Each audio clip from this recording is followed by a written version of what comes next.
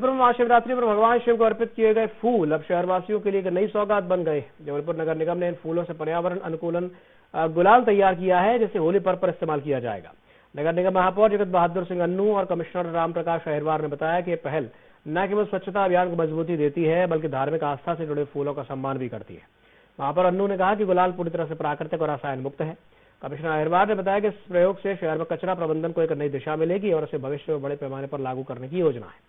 नगर निगम की यह पहल शहरवासियों के लिए प्रेरणा है कि धार्मिक आस्था और पर्यावरण संरक्षण को साथ साथ आगे बढ़ाया जा सकता है।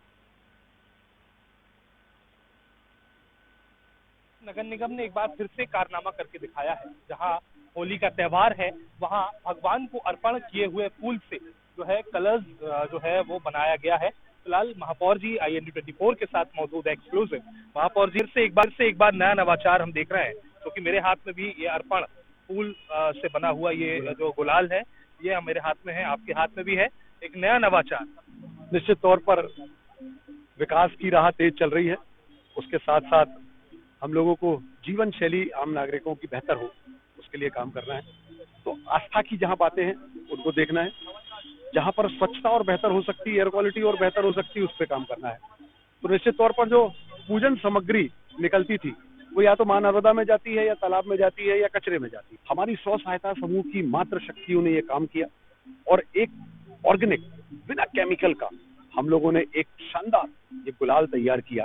ये अर्पण जो है एक और नया नवाचार नगर निगम ने किया है। कैसे ये आपने सोचा, कैसे ये आया कि हाँ इस जो वेस्ट ऑफ मटेरियल फूल है उससे जो है ये कलर्स बनाने?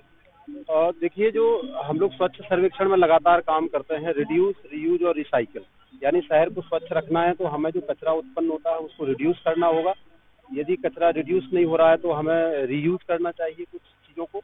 उसके बाद भी यदि नहीं है तो हमें रिसाइकिल करने पर भी ध्यान देना चाहिए।